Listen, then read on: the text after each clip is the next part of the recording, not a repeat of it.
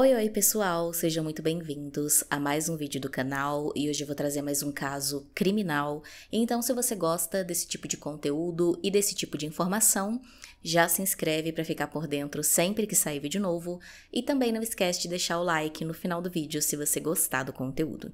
Também já deixa agora logo no início do vídeo uma história sobrenatural ou bizarra que tenha acontecido com você para eu contar lá no TikTok e também já vai lá me acompanhar para você ficar de olho e assistir assim que a sua história for postada. Então é isso, eu vou puxar a vinheta e vamos começar o caso de hoje.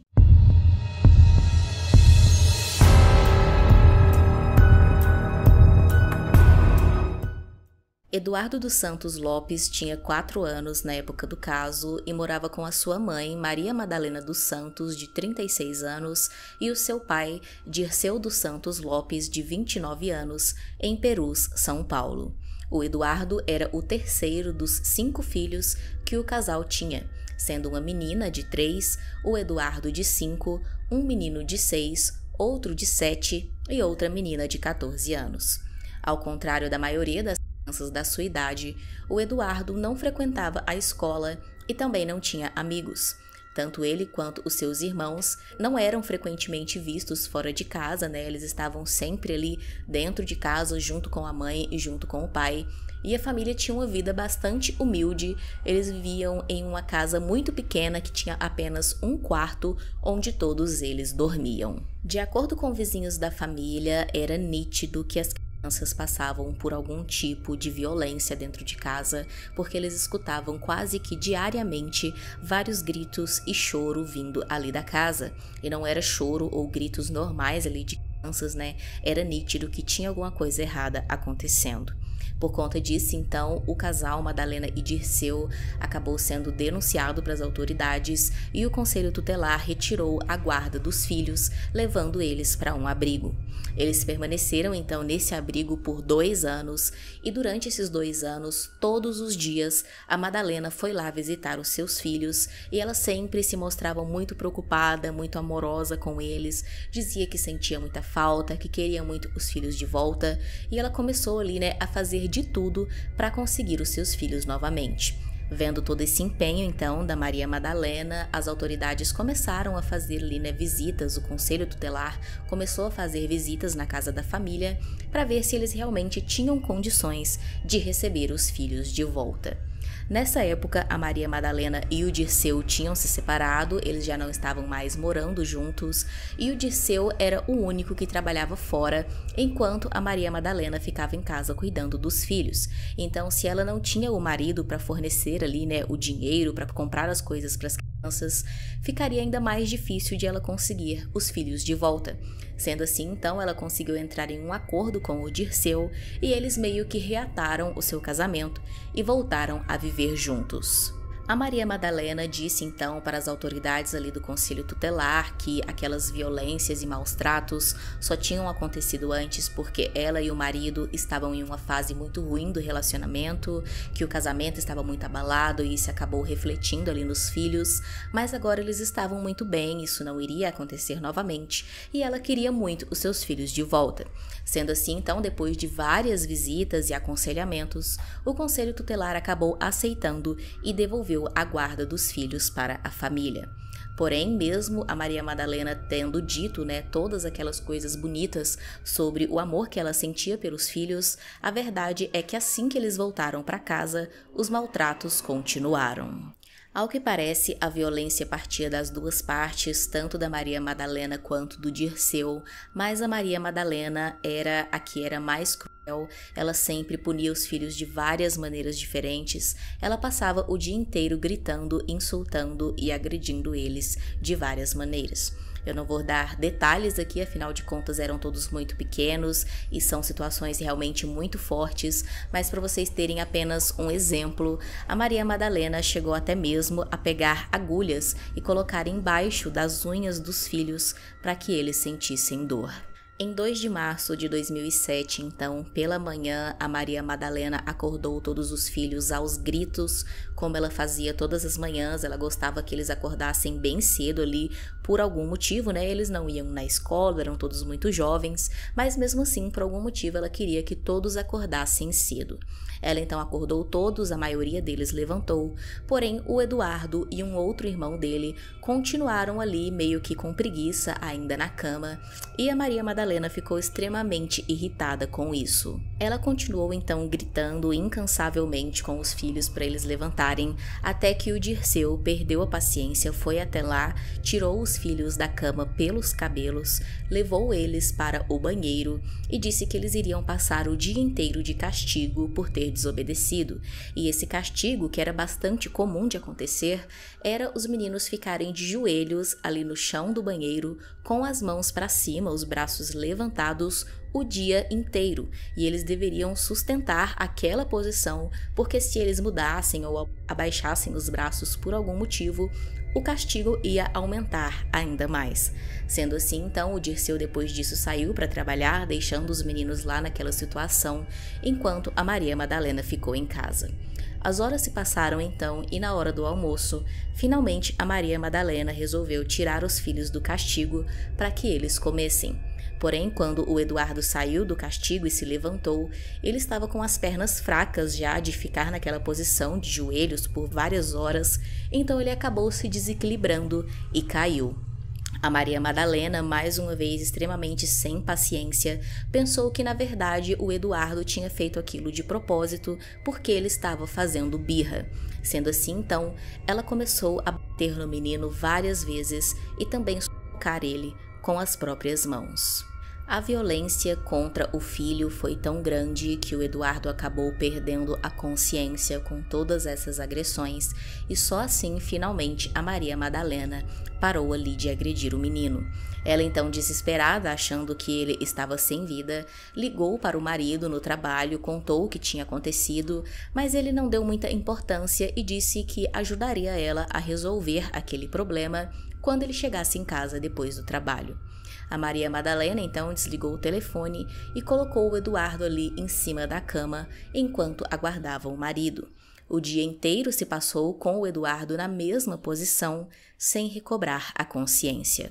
No fim do dia, então, quando o Dirceu chegou em casa e o Eduardo ainda estava daquele jeito, ele e a Maria Madalena tinham certeza que o menino já tinha perdido a vida. Então, eles passaram álcool por todo o corpo do Eduardo e também jogaram cal por todo o corpo dele. Depois disso, eles colocaram ele dentro de uma mala, fecharam e colocaram embaixo da cama beliche, onde os outros filhos dormiam. Alguns dias se passaram então, na verdade vários meses se passaram sem ninguém descobrir o que tinha acontecido, até que finalmente o corpo do Eduardo ali começou a exalar um forte cheiro de decomposição, e a Maria Madalena e o Dirceu perceberam que precisavam fazer alguma coisa. Eles abriram então a mala, tiraram o corpo, colocaram dentro de vários sacos de lixo, voltaram para dentro da mala, então eles quebraram o chão naquele mesmo lugar ali embaixo da cama dos filhos, enterraram a mala e fizeram um piso novo por cima. Todos os irmãos do Eduardo estavam horrorizados, é claro, com aquela situação. Eles tinham presenciado tudo, sabiam tudo o que estava acontecendo, e inclusive a irmã mais velha, de 14 anos, foi até mesmo obrigada a ajudar a enterrar aquela mala ali no quarto. Porém, nenhum deles contava nada para ninguém, porque, como eu disse, eles eram muito isolados ali, e não tinham contato com ninguém, e além disso também, depois do crime, eles passaram a ser praticamente todos os dias pelos pais, que diziam que se eles contassem para alguém ou desobedecessem alguma regra, eles teriam o mesmo fim que o irmão. 5 anos se passaram então sem que ninguém descobrisse o crime. A Maria Madalena e o Dirceu disseram para os vizinhos que o Eduardo tinha ido viver com a sua avó em Guarulhos. Já para os familiares, eles disseram que tinham dado o Eduardo para uma família rica criar. Todo mundo então acreditou nessas histórias e ficou por isso mesmo. Porém, felizmente, 5 anos após o crime, uma pessoa que não foi identificada desconfiou de toda essa história e fez uma denúncia anônima para a polícia. Em 5 de julho de 2012, a polícia recebeu essa denúncia anônima sobre o crime que o casal tinha cometido, só que essa pessoa na ligação não soube dizer exatamente o endereço da família. A pessoa disse apenas, que tinha ali a desconfiança que uma criança tinha sido assassinada pelos pais, já que ela estava desaparecida há muito tempo. Os policiais então começaram a procurar pela rua ali onde a família morava para ver se alguém sabia qual era a casa certa, até que eles conseguiram descobrir o nome do Dirceu, descobriram onde ele trabalhava e indo até lá então finalmente eles conseguiram contato com ele. Ao ser questionado mais uma vez, o Dirceu disse para as autoridades que o Eduardo tinha ido viver com a avó em Guarulhos, porém quando os policiais perguntaram quem era essa avó, pediram o endereço dela, para checar essa informação, o Dirceu começou a meio que se perder ali nas suas informações. Ele acompanhou então os policiais até a casa dele. Chegando lá, a Maria Madalena também foi questionada sobre o paradeiro do Eduardo e ela já começou ali a dar também algumas inconsistências, porque primeiro ela dizia que ele estava na casa da avó, depois ela dizia aquela história de que eles tinham dado para outra família criar, e ela também chegou até mesmo a dizer que o Eduardo estava desaparecido. Com todas essas inconsistências, então, o casal foi, é claro, levado para a delegacia e não demorou muito para o Dirceu confessar o crime.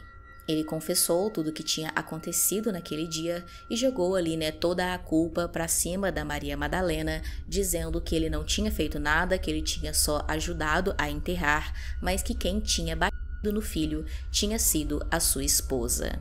Quando o corpo do Eduardo foi finalmente desenterrado, então, todos ficaram surpresos com o que eles encontraram.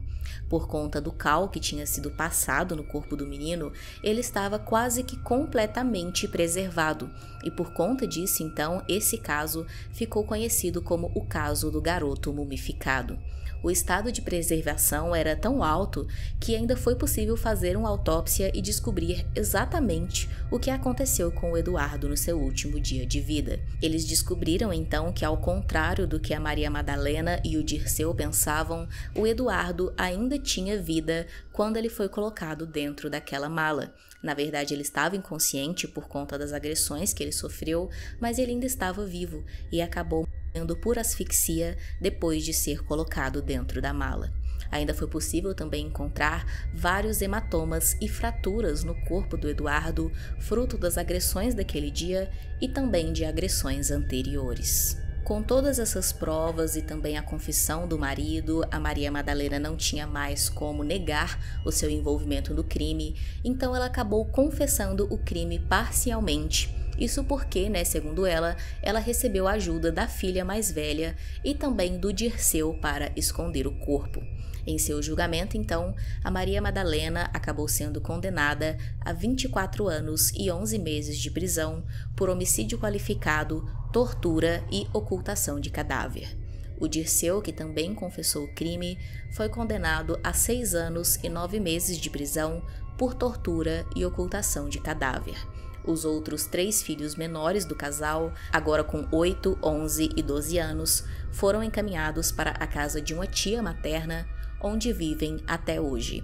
A filha mais velha, agora com 19 anos, já não morava mais com os pais e não sofreu nenhuma punição porque a sua participação no crime foi somente pelo fato de ela ter sido obrigada e ameaçada pelos pais. Segundo as autoridades, a Maria Madalena tinha sinais claros de psicopatia e não tinha nenhum amor pelos seus filhos. O único motivo que fazia ela querer os filhos por perto era para ela exercer o seu domínio sobre eles, assim ela tinha a quem controlar e maltratar e se sentia superior e poderosa ao ver o sofrimento que causava a eles. A Maria não queria perder a guarda dos filhos e lutou para consegui-los de volta quando eles foram retirados pelo Conselho Tutelar, porque ela não queria perder os seus brinquedos. Essa era a maneira que ela e o Dirceu viam os seus próprios filhos. Deixe aqui nos comentários qual a sua opinião sobre esse caso, se você já conhecia e se não, se achou interessante conhecer. Também deixe aqui usando a hashtag sugestão um caso que você acha que seria interessante eu trazer para o canal. Se inscreve se não for inscrito, deixa o like e é isso, até o próximo vídeo.